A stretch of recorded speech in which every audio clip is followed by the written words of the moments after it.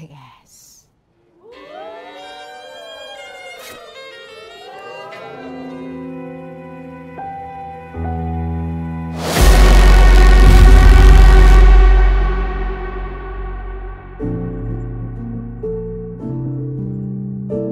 Di awal film, kita diperkenalkan dengan seorang wanita bernama Angel Bo. Dia merupakan seorang instruktur gym sekaligus pelatih boxing. Pada momen ini, dia tengah diwawancarai salah satu stasiun televisi. Hal ini bisa terjadi lantaran 13 hari yang lalu, dia baru saja viral atas aksi heroiknya. Lalu kita langsung dibawa flashback ke 13 hari sebelum sesi wawancara ini terjadi. Kisah diawali dengan memperlihatkan kondisi gym Angel yang sepi karena tak adanya orang yang ingin berlatih di sini. Keadaan semakin buruk lantaran dia mendapatkan tagihan kontrakan yang diketahui sudah nunggak lumayan lama. Pusing karena memikirkan masalahnya, Angel Bo pun pergi ke tempat gym yang lebih besar.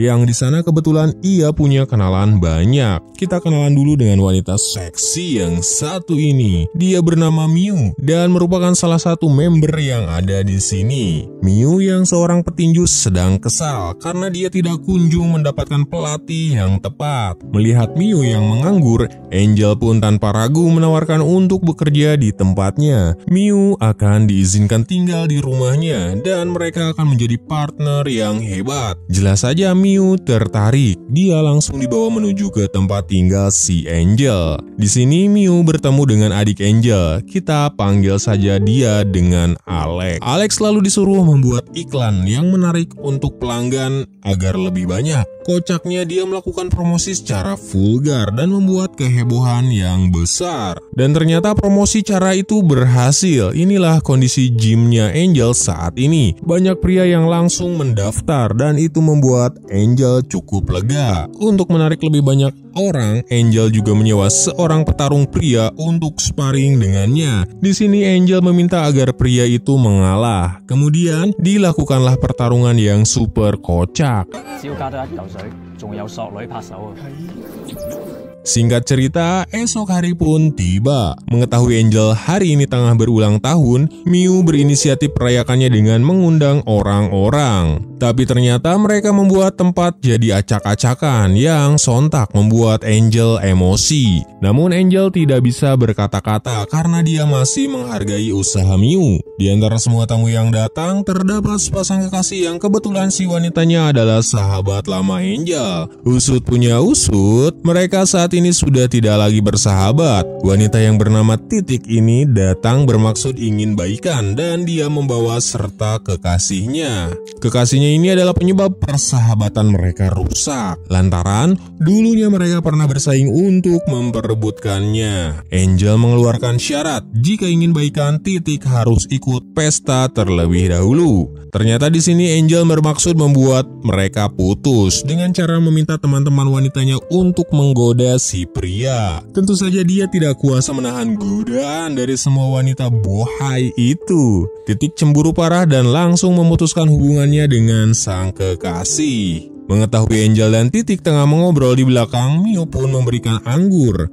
Dan di sini dia juga mencoba untuk menguping obrolan mereka. Saat Titik menanyakan status Miu, apakah sebagai pengganti dirinya atau bukan, Angel justru menjawab Miu tidak lebih hanya sebagai alat pemanis saja. Perkataan itu membuat Miu sakit hati. Dia lantas memutuskan untuk berhenti jadi partnernya Angel. Saat kembali masuk ke dalam gym, mereka bertiga dikejutkan dengan adanya orang-orang yang menghancurkan tempat Angel. Tentu saja mereka tak terima hingga akhirnya melawan para pria tersebut. Tentang siapa sang pria dan apa tujuan mereka menghancurkan tempat itu masih menjadi misteri. Tapi satu yang pasti, setelah kekalahan para pria tersebut, muncul seorang wanita yang cukup aneh. Wanita yang bernama Amy dengan segala keanehannya ini tiba-tiba saja menawarkan pekerjaan, di mana mereka diminta untuk menjadi pengawal Amy yang seorang pebisnis perhiasan. Mereka nantinya akan dibawa ke Malaysia dan memulai kehidupan baru yang lebih baik. Ketiganya lalu setuju, termasuk Angel yang terpaksa ikut karena tempat usahanya sudah hancur berantakan. Bersama seorang pelayan yang memang ditugaskan untuk melayani mereka bertiga, mereka diantarkan menuju ke penginapan hotel VIP bintang 7. Di situ mereka bersenang-senang layaknya gadis Jakarta super hedon. Mereka kalap memanfaatkan semua fasilitas mewah yang gretong tersebut. Setelah itu mereka diberikan gaun yang diperuntukkan untuk menjalankan tugasnya nanti. Usai sesi senang-senang berakhir, mereka lalu dibawa untuk bersiap-siap melaksanakan tugas. Kali ini ketiganya dibawa dengan menggunakan mobil yang berbeda. Di sini mereka mulai curiga karena mobil yang ditumpanginya ini tidak menunjuk ke sebuah hotel yang tadi mereka tempati. Lambat laun terkuaklah sudah, ternyata mereka bertiga ini hendak dijual oleh Emi dan komplotannya. Penerimanya adalah seorang saudagar kaya di luar negeri yang punya bisnis boxing wanita ilegal. Nona Emi ini memang sudah memantau mereka sejak lama, dan untuk menguji kelayakan mereka bertiga, Emi sudah menyiapkan 3 lawan untuk mereka hadapi. Mau tak mau mereka harus melawan juga, sebab kalau diam saja ketiganya mungkin akan mati. Dengan sekuat tenaga, Miu mencoba terus-menerus melayangkan serangan. Namun hasilnya tetap saja Miu kalah dan berakhir dengan kehilangan kesadaran. Dilanjutkan dengan Titik, dia harus berhadapan dengan 2 orang sekaligus. Dan hasilnya, Titik juga dengan mudah dikalahkan oleh mereka. Dan kini, tiba giliran Angel yang akan bertarung, saudara-saudara. Angel kali ini harus berhadapan dengan 3 orang sekaligus. Yang jelas saja, Angel KO karena tidak kuasa dihajar oleh mereka.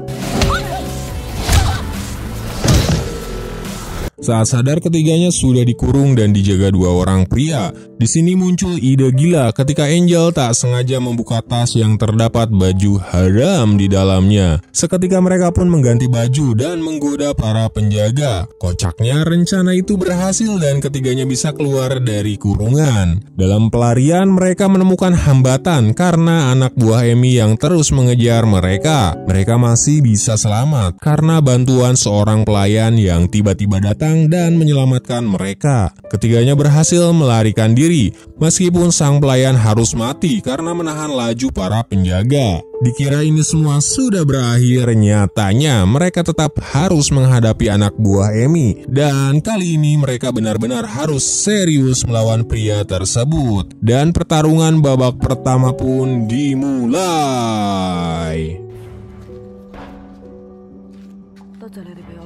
Sementara mereka berdua menghadapi anak buah Emi, Angel saat itu lebih memilih mengejar Emi sendirian. Angel langsung menyerangnya sampai terjadilah perebutan senjata yang membuat uang Emi berhamburan. Emi dikhianati oleh partner bisnisnya sendiri dan saat itu Angel langsung diserang olehnya. Angel dilempar sampai akhirnya kembali ke hadapan 2 temannya. Kini tiba saatnya bagi mereka untuk melawan pria itu bersama-sama, dan dengan ini pertarungan ronde kedua pun dimulai. Dengan menyerang rudal si pria itu berulang kali, mereka akhirnya berhasil menang. Ketiganya juga berhasil membebaskan para tawanan yang akan dikirim untuk dijual barang mereka.